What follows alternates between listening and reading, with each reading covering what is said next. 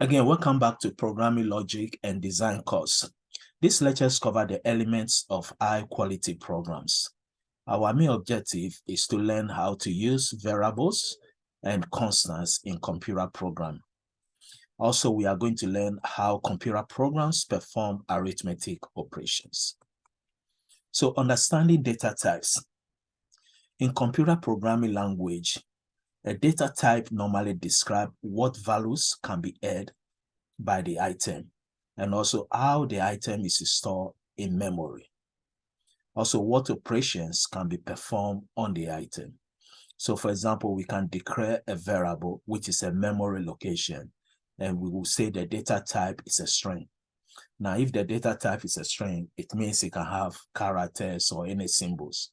Now, we cannot perform arithmetic operations on the characters. For example, we cannot say Charles plus William is equal to some value. But we know in some computer programs, we can use the plus as a join operator. So we can join two strings together or a string with a number using the plus operator. But here we are trying to say that there are some operations that we can perform on different types of data. So for example, in digits, we can perform arithmetic operations or in values. Now, all programming language also supports these data types.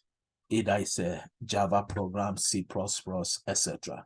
One is the numeric.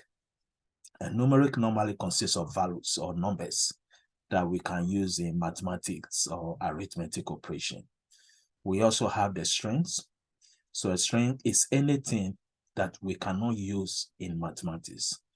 So in some programming language, we may declare a string and we may have a digit.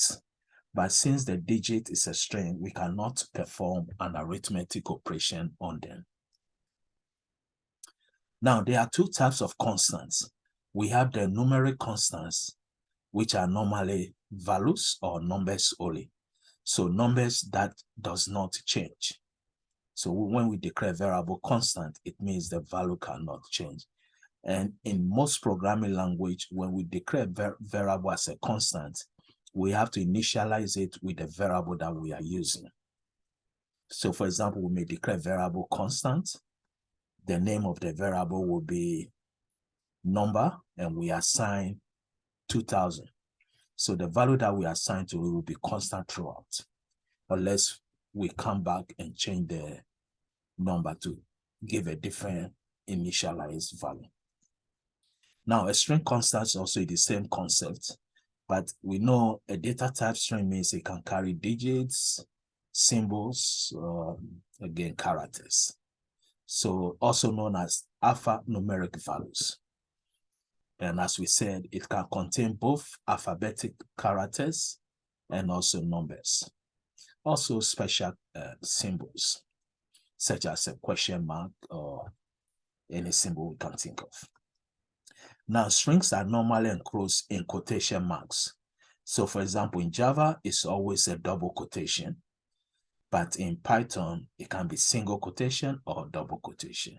In Java, a single quotation means one character, one single unit character.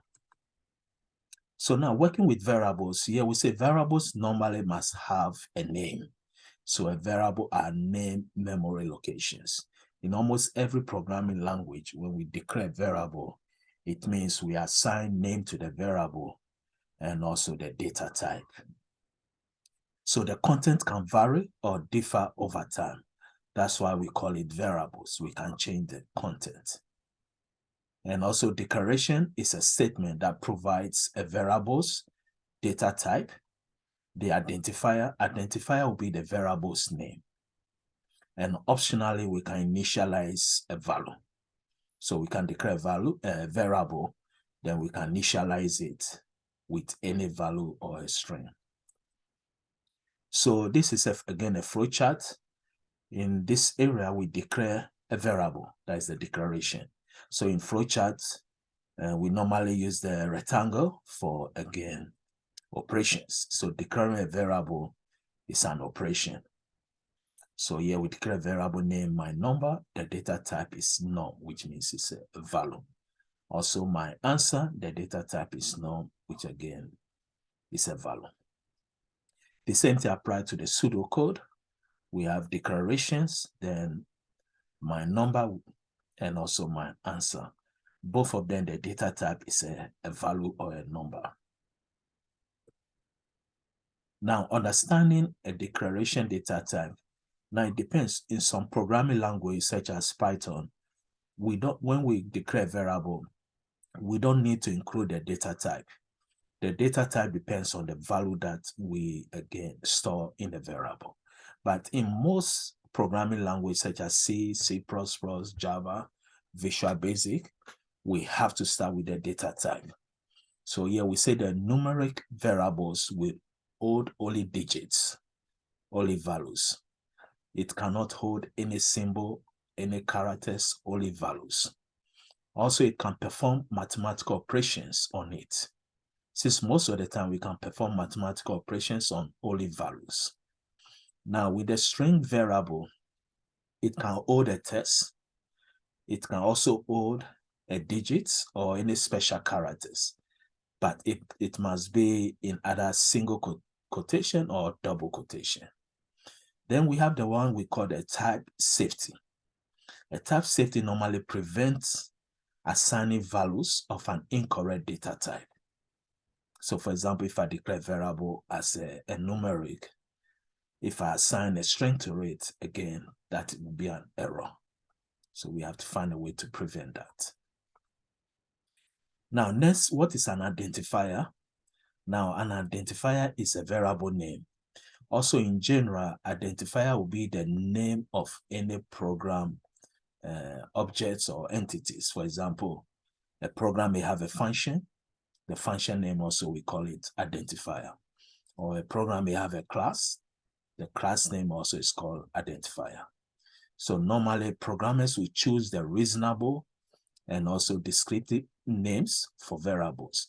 What we mean by descriptive names for variable is that, for example, if I declare variable and I'm going to store, let's say, a grade or a score, if I have the name as X or the name as Go, or it's very difficult to understand it. So it's good to have the name of the variable most likely will be relating to the content of the variable. So if I'm going to store, let's say, a test score in a variable, I may name the variable test score. The only thing, we have rules for naming variables. Most programming language will allow only letters and digits, and also some may allow hyphens. For example, in Java allow underscore and also $ with letters and digits. Most programming language, the name of the variable cannot start with a digit. Either Python, C, C++, and Java, the name of the variable does not start with digits. Also, variable names are case sensitive in most programming languages. And also a variable names, when we say case sensitive, we mean uppercase T and lowercase t. To computer program, it's a different two things. It's two different characters. So variable names must be one word, must start with a letter, should have some appropriate meaning. When we say it should have appropriate meaning, as we said earlier, if the variable we are going to store grade, maybe it's good for the variable name to be grade, or grade fixes, or physics grade, or any course grade. So this is again another example. Declaration, we have the name of the variable. Here we can see we name the variable my answer. So which means I'm going to store the results of our operation here in that variable. My number will be the input number that I will need to use. So this is what we mean by a meaningful name or descriptive name for the variable. Now next, how do we name variables? There are so many naming conventions. Now you can name the variable name anyhow you want it. Only this is a convention that we normally use. The only thing is that we have to follow the rules for naming variable. For example, the variable name cannot start with a digit in Java.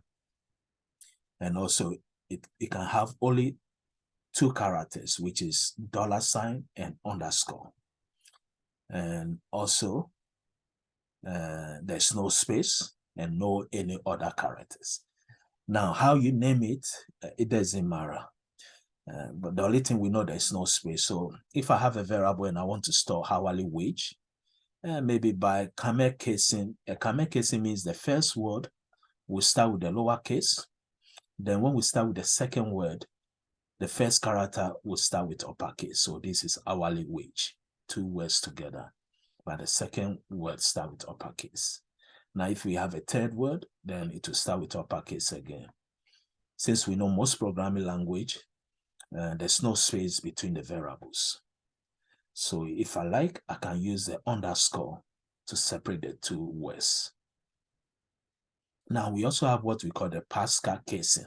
In Pascal casing, still we may have the 2 words together, but the first word also start with uppercase. So it doesn't matter. We can use lowercase to start with the first word or uppercase to start. There's no any error. Then we have what we call the Ungary notation. So here we can see that this is a form of camel casing because we start the first word, we start with the lowercase, in which the data type is part of the name. Now, instead of saying hourly wage, as we said for the camel case, the first word start with the lowercase, we always start the name with the data type of the variable. So hourly wage will be numbers, so we start with num, and again, the first word start with lowercase, which is again same as camel casing, but we always start with the data type of the variable as a first word. We also have what we call the snake casing. Here we use underscore, and this is what most programmers use a lot. I will start with the name lowercase. If it's 2 words, I will separate the 2 with underscore. Or we can have the mixed case with underscores. Start with uppercase character for the first word, underscore, the second word we start with up. So any word you start with an uppercase character. Then we also have the keyboard case. This time we are using again dashes. So parts of variable names are separated by dashes, such as hourly, then dash wage. Now, there are some programming language that doesn't accept dash as a name. So in Java, for example, we say it's only underscore. We can use with a $. Next, how do we assign values to variable? So in any programming language, 1 equal sign means assignment. Assignment means I'm assigning everything on the right side to the variable on my left side. So always the variable will be on your left side. Then the value you want to assign, or the content you want to assign to the variable, will be on the right side of the equal sign. So most programming language, again, equal sign is assignment operator. So here we are doubling my number. It's a variable name which have a value. We are going to multiply the value by 2, and we give the answer to a variable name answer. So we are assigning the variable. Now, assignment operator, as we said, is the equal sign. Now, equality, to check if a variable content is equal, or if 2 values are equal, then we have to use 2 equal sign. And we will talk about that later. So a binary separator, meaning it requires 2 operands, 1 on each side. So for example, the arithmetic operator multiplication we have here, again, is a binary operator, because to use this multiplication or addition, I have to have 2 values. So either I'm multiplying 2 values or I'm adding 2 values. So here we say always operate from right to left. From right to left, because we sign from right to left, which means that it has a right associativity or right to left associativity. So the result to the left of an assignment operator, again, is stored, I would say the left value, L value. Next, how do we initialize a variable? As we said earlier, again, we use the assignment operator. So here, for example, we have a variable named your salary. The data type is num. Again, here we are using a generic term num, which means numbers. But for example, in Java, we have two types of numbers. It can be a decimal number or a whole number. So in Java, a whole number means int, int. Then in Java, a decimal number means float, or we can also use double. Double means we have more decimal places.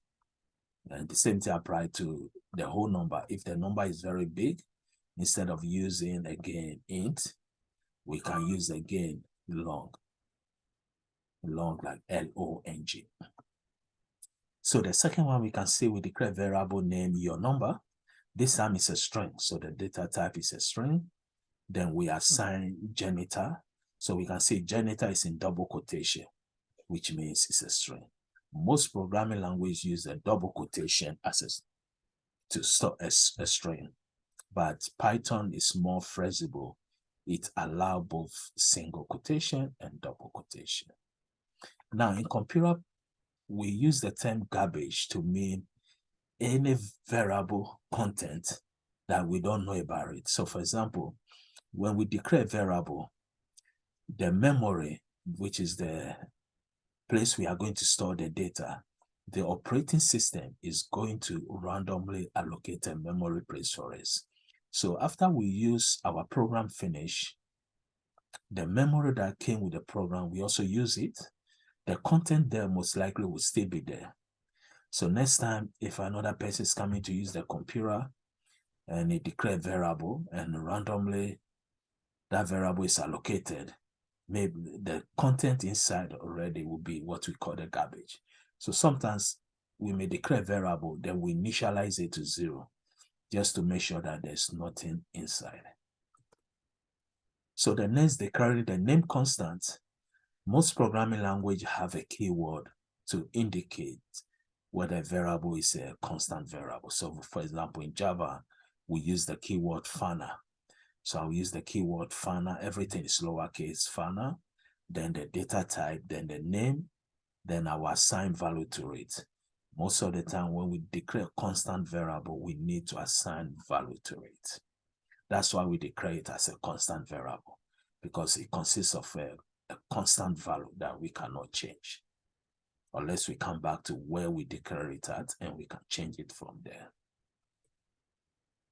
So these are the arithmetic operations we can perform in any programming language, which is almost the same as mathematics or basic college algebra elementary. So standard arithmetic operations, or the operators, we have the plus, minus. Now the asterisk sign is for multiplication, most programming language. We don't use the X. And also division normally is a /. Now we have the rules of precedence, which is the same as basic arithmetic operations. We know in college algebra or arithmetic mathematics, the rules of precedence for performing arithmetic operations. We always start with the parentheses. Then after the parentheses, we do the exponents. After exponent, then from left to right, we do multiplication and division. Then the last will be addition and subtraction. The same thing applies to almost every programming language, because a programming language will be used to solve a problem. So any arithmetic problem, we can write a program to solve that problem. So we use the same regulation. So here we say the rules of precedence is also called the order of operations. This will dictate the order in which the operations in the same statement are carried out. So expressions with parentheses are evaluated first, same as college algebra. And also all the arithmetic operators have left to right associativity, same as again basic arithmetic operations. Then again multiplication, division, then addition, subtraction from left to right. So these are the arithmetic operators. Again, the symbol we use for programming. Programming, again, we have a rules. Every programming language have a rules on how we use the symbols, characters, etc. and operators. So the one equal sign is the assignment operator that have the lowest precedence. And also assignment operator, normally the associative is from right to left. Then all the arithmetic operations, the associativity is from left to right. So again, addition, subtraction, multiplication, division. Now we have the integer data type. As we said earlier, integer data type means a whole number. So we can divide in an integer by another integer. We say it's a special case. So what we mean by this, if I divide 7 by 2, the answer is supposed to be 3.5, but because 7 and 2 are integer, which is their whole number, the answer will be 3. The decimal places will be removed. So here we say dividing 2 integers, which is 2 whole numbers, result will also be a whole number. And any fractional part of the result is lost. Now, if I divide a whole number by a decimal number, let's say I divide 7.0 by 2, then my answer will be 3.5. Also, we have a special operator called the remainder operator. In some programming language, we call it the modulus operator. The modulus operator, normally, if we divide two values, it will give you the remainder. So, for example, 7 divided by 2, the answer will be 3, remainder 1. So if I say 7 modulus 2, the answer should give me 1, which it means modulus operator will give you the answer when you divide two values, the remainder of the answer will be the result. So here, for example, they say 24 mod 10. The answer is 4. Why? Because if you divide 24 by 10, your answer will be 2, remainder 4. But modulus operator will give us the remainder answer. So that will be the conclusion of these lectures. And we are going to continue with the rest of the arithmetic operations and other operations in our next program in computer programming language in our next lectures. Thank you for your time.